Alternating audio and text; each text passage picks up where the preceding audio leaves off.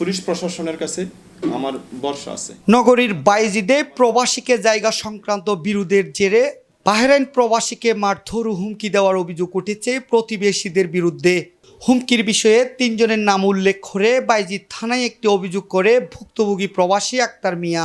আমি 32-33 বছর প্রবাসে থাকাকালীন আমি একটা জায়গা কিনছি শীতলজন্য আবাসিকে, তখন আবাসিক হয় নাই। কিন্তু আজ গত 21 তারিখ আসিয়া যখন আমার জায়গার মধ্যে আমি ওয়াল দিতেছি, সরওয়ার, শাহেদ, আনোয়ার ওরা আসিয়া আমাকে অকর্ত ভাষায় গালাগালি এবং অনেক মারধর করছে। আমি এখন নিরাপত্তাহীনতায় ভুগতেছি। গত 21 তারিখ শুক্রবারে যে ঘটনাটা ঘটছে, আমি একটা থানায় জিডি করছি। পুলিশ কর্মকর্তাদের কাছে আমি আমার অনিত বিলম্ব হাত জোর করে বলতেছি, আমি আমার জীবনের নিরাপত্তা চাই। হুমকি নয়, বিষয়টি জায়গা সংক্রান্ত বিরোধের জের বলে দাবি করেন অভিযুক্ত মোহাম্মদ সরওয়ার। ওখানে ঝামেলাটা হচ্ছে আমাদের পৈতৃক সম্পত্তি নিয়ে আমার সাথে ওনার সাথে আজকে দীর্ঘদিন প্রায় 3-4 বছর ধরে কথা কাটাকাটি হয়ে যাচ্ছে, সামাজিক বৈঠক এবং থানায়।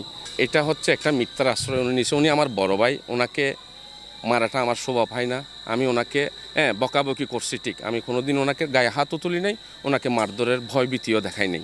এটা উনি যেটা করতেছে, উনি শুধু এটা মিথ্যার আশ্রয় নিয়ে আমাকে ফাঁসানোর জন্য, আমার পরিবারকে ফাঁসানোর জন্য এই কাজটা করতেছে উনি। থানায় দায়ের করা অভিযোগটি খতিয়ে দেখবেন বলে জানান নগর পুলিশ উত্তরের অতিরিক্ত উপকমিশনার আরাফাতুল ইসলাম। অভিযোগের প্রেক্ষিতে আমাদের থানায় একটা জিডি হয়েছে, যেখানে তাকে হুমকি ধমকির বিষয়ের কথা বলেছে। তিনি বলেছেন তাকে হয়তো কিল ঘুষি দিয়েছেন। এই বিষয়টা আমরা এই জিডিটা তদন্তের জন্য আদালতের অনুমতি ইতিমধ্যে চেয়েছি এবং অনুমতি প্রাপ্তির সাপেক্ষে আমরা তদন্ত করে প্রয়োজনে আইনানুগ ব্যবস্থা গ্রহণ করব। এছাড়া যদি উনি নিরাপত্তাহীনতায় ভোগেন, বিষয়টি আমরা আসলে প্রতিটি নাগরিকের জানমালের নিরাপত্তা আমরা নিশ্চিত করে থাকি। আমরা তার নিরাপত্তার ব্যাপারে আমরা কোনো ধরনের কম্প্রোমাইজই করি না এবং ওনার নিরাপত্তার ব্যাপারে কোনো ধরনের কম্প্রোমাইজ করব না। ওনার সার্বিক নিরাপত্তার বিষয়টি এটা আমরা নিশ্চিত করব।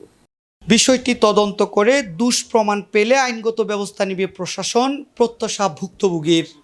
ওরা যখন আসবে তখন জিয়াউল হক ইমন, বাংলা ধারা, চট্টগ্রাম।